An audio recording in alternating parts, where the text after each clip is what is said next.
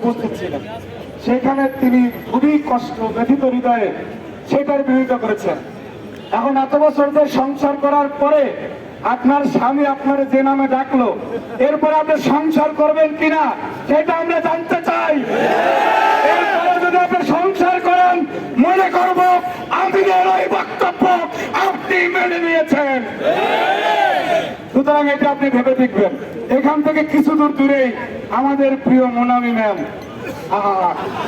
Monami ma'am, ওনার চেতনা মাঝে মাঝে উদ্রেক ঘটে। আপনার প্রতি একদম হালকা একটা সেম, হালকা আসতে একটু সেম বলেন। সেম কেন জানেন?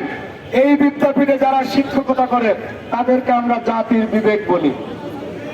এই বিদ্যাপীঠে যারা শিক্ষকতা করে তারা রাষ্ট্রপতি হয়। এই বিদ্যাপীঠের শিক্ষকেরা বাংলাদেশের প্রফেসর হয়। এই বিদ্যাপীঠের শিক্ষকেরা বাংলাদেশের দিক নির্দেশনা দেয়। আপনার মতো মানুষ এইখানে কেমনে আসলো এটাই বোঝা যায় এই প্রক্রিয়ায় কি রকমের জালিয়াতি হয়েছে। সুতরাং আপনি যদি এই বিষয়ে কথা না বলেন, আমিরের বক্তব্য যদি উত্তর না দেয়, আমি মনে করব উনি যেটা বলেছে কথাটা আপনার ক্ষেত্রে একই রকম হইতে পারে। আপনাকে কিন্তু আমি এটা বলি না, আবার বললেন না যে এটা করছি, এটা আপনাদের আমির কইছেন, আমরা কি করবো ভাই? উনি একটা দলের প্রধান, উনি যদি আপনার এই নামে ডাকে আমরা সেটা বলবো না? আশ্চর্য কথা বলতে। বক্তব্য শেষ। বাংলাদেশে যেই বাংলাদেশের 30 বছর প্রধানমন্ত্রী ছিল নারী, এই বাংলাদেশ জন্ম দিয়েছে বেগম খালেদা জিয়াকে। যেই বাংলাদেশে বেগম খালেদা জিয়া প্রধানমন্ত্রী ছিলেন, সেইখানে নাকি এই ভণ্ড ছবি নারীদের নাকি কল্পনা করতে পারে না। কয়েক বছর পিছনে যাই, আপনি যাদেরকে নিয়ে গর্ব করেন, মতিউর রহমান নিজামী, আলী হাসান মুজাহিদ, আল্লামা দেলোয়ার হোসেন সাইদি, তারা বেগম খালেদা জিয়ার নেতৃত্ব মেনে রাজনীতি করে নাই?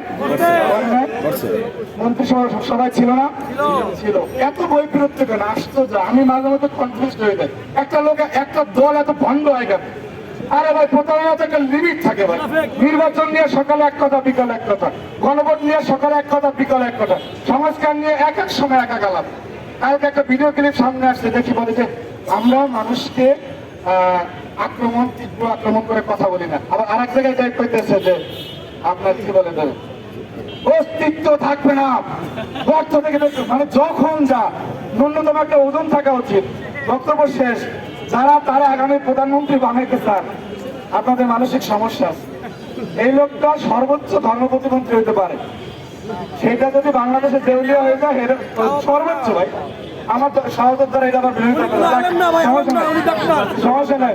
সর্বোচ্চ এই যে জাফর ভাই, আমাদের এই আবু জাফর ভাইস প্রেসিডেন্ট ছাত্র দল, 3 বার নির্বাচন করছে আমাদের জনাব আমির। 3 বার নির্বাচন কইরা একবার হওয়ার মতো এখন মতো ভোট পায় না, সে নাকি দেশের প্রধানমন্ত্রী হবে। আপনারা যারা কম হাসেন তারা এই কথা একটু হাসি দেন তো ভাই। 3 বার নির্বাচন করে প্রথমবার ভোট পাইছে 11,000। আমাদের গ্রাম অঞ্চলে একটা মেম্বার, ইউপি মেম্বার নির্বাচন করলো ওই ভোট পায়। তারপরেও বাংলাদেশের স্বার্থে আমরা ওনাদের অনেক আবল তাবল কথা মেনে নেই। সর্বশেষ বক্তব্য, আমাদের এই ক্যাম্পাসে জুলাই অভ্যুত্থানের সবচেয়ে আইকনিক ছবি ছিল আমার বোন তন্বীর উপরে হামলা। আমাদের আপনার খাদিজাতুল কুবরা জগন্নাথ বিশ্ববিদ্যালয়ে, সে তার হাত পর্যন্ত দেখা দেয় এমন পর্দা করে। এই দুইটা মেয়ে যতদিন শিবিরের মানে বিরোধিতা করে নাই, ততদিন ওরা আল্লাহর ওলি ছিল।